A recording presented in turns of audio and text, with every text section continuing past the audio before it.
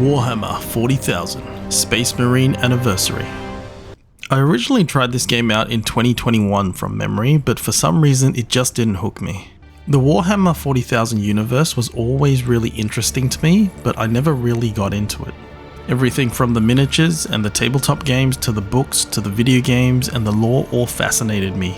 So with the announcement of a sequel coming soon, I had to revisit and finish this game.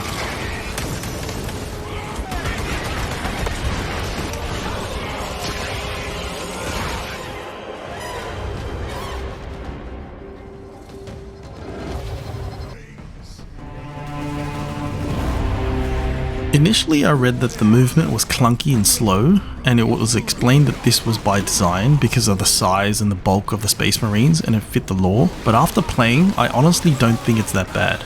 You can definitely tell there is a heft and strength behind the unit controls, but it wasn't like sluggish or slowed down. I mean, some of the turning and reactionary movements can be slow, but it doesn't really impede you, and I think it's a good balance. One thing that I didn't see get mentioned was that the companions can be kind of annoying. Like, sometimes they just stand there and aren't really doing anything. I mean, you don't really need them anyway, but it kind of breaks the immersion. To be fair though, they can be pretty handy as a meat sponge to tank up damage and distract the enemy whilst you unload on them, so I guess there's that. The combat itself is quite engaging, and there's a lot of variety considering how simple I thought this game would be when I first started out. You really aren't going too far before there's a new toy to try out and more enemies to mow down. I did think, considering the intro, you'd be very focused on a melee hack and slasher type game, and it is to a degree, but considering the ranged weapon choices, I think it's fair to say this is definitely more of a shooter. I mean, it's a less refined shooter than the likes of Titanfall, and more of an over-the-shoulder run and gun type shooter, but it is still very much a shooter, and a pretty good one at that.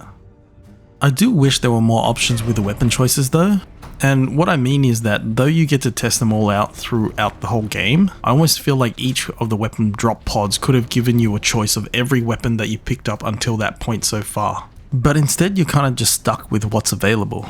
Even the last boss fight is like that. Like, it doesn't give you bad options, especially for the next section, but the freedom of choice would have been nice. Not that it's an excuse, but I did also find Space Marine more challenging than I expected, and I died more times than I'd care to admit. Maybe I'm just not very good, but that's okay, because I still managed to get through it and I got all the servo skulls along the way. Having said that, there is definitely satisfaction and spectacle to the executions and fighting mechanics with melee weapons. Like, check out some of these kills.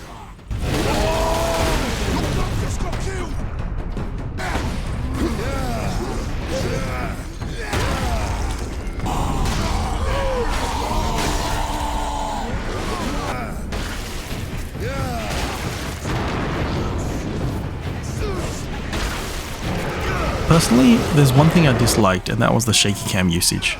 To me, just like they do in the movies, I feel like it just detracts from the gameplay and makes the experience feel stuttery and annoying, especially when I'm trying to find my next target. I mean, I understand that they wanted to show off the action and executions for the extra cool factor, but I just found it annoying. An easy fix would have probably just been an option to toggle it off, but I guess it's too late now. Now, the graphics are... well, it's a game from 2011. You're really not going to love this game if all you're doing is playing just to see the graphics. But having said that, I think the whole look and design and art style works really well, especially for immersion and storytelling.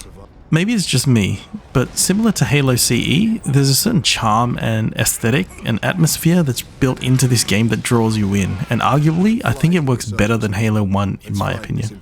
I'm not sure what it is. Maybe the music feels more present? I don't know. I guess I've always had a soft spot for the oversized weapon and armor art style and the ridiculous in-your-face action. It's also obvious how committed the devs are to the Warhammer lore. I'm actually not even sure if this game is canon at this point, but the way the game behaves just feels like it fits to me. There's a level of focus and commitment that's present, and it really leans into the whole narrative. Unleash the fury you showed in the Aurelian Crusade, and we will be glad to have even a few blood rains with it. You may rely on that, Captain. Just like the Space Marines themselves, the devs show a level of conviction to the story and how over the top the action and the game is, and they're not afraid to dive straight in, and I love them for it.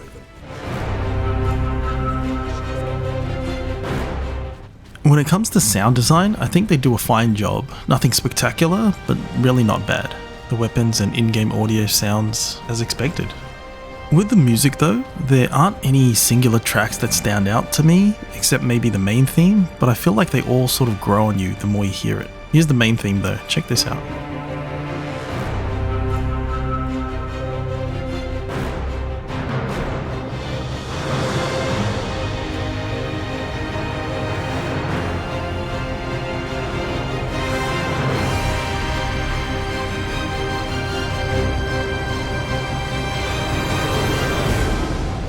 I mean, there's definitely highlights throughout, and considering this is a mindless hack and slash type game, the music and ambience has a surprising amount of depth, like this story cutscene.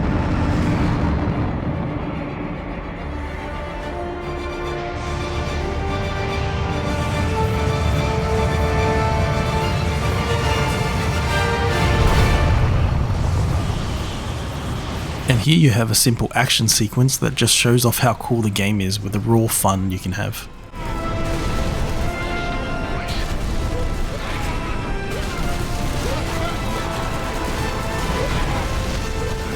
And this section with the drums and furious pounding that makes you feel like an overpowered beast.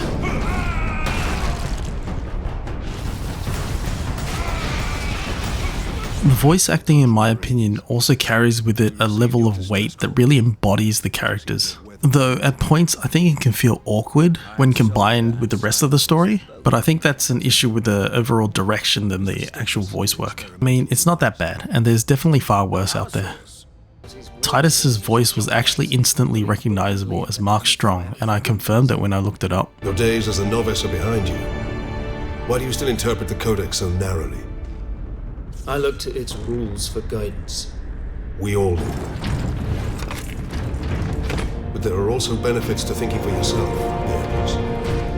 Unfortunately, he won't be returning for the sequel though, which is a shame, but I expect Clive Standen of Vikings fame will do a good job too. Hi, I'm Clive Standen.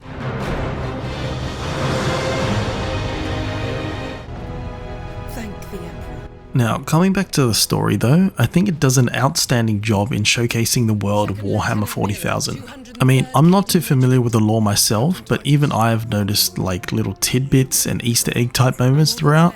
I feel like this is one of those gateway games that could really open up the world and lore to those previously uninitiated. The game definitely feels like it was made with love, in my opinion. Again, I'm not sure about the canonicity of the story and Titus as a character, but I really hope he is, because he's very interesting to me, and the ending especially makes me wonder where they're going to take this. Like, my understanding is that these Space Marines are genetically enhanced and essentially bred to be emotionless killing machines for the Emperor, but throughout there's little bits that really feels like it's exploring that aspect, and I really enjoyed it. One thing that really did surprise me is that there's a multiplayer portion with quite a few different game modes. To me, that means there's a level of depth that the devs wanted to explore, and I can see a multiplayer being quite fun. Another thing I found was that there are actually mods for this game and quite a few achievements, which means a surprising amount of replayability, though I'm not sure how easily these would be achievable today. Now, with the sequel planned to be releasing soon, if you're wanting to catch up on the story thus far in the Space Marine game universe, this is a great time to try out this game. As you would expect though, the Emperor recommends Warhammer 40,000 Space Marine Anniversary in 2023. If you've managed to sit through this whole video, thank you so much for watching. I'm still looking to upload a brand new video once a fortnight, but be sure to let me know what else you'd like to see in the comments. Thanks again for watching. Hopefully, I'll catch you in the next one.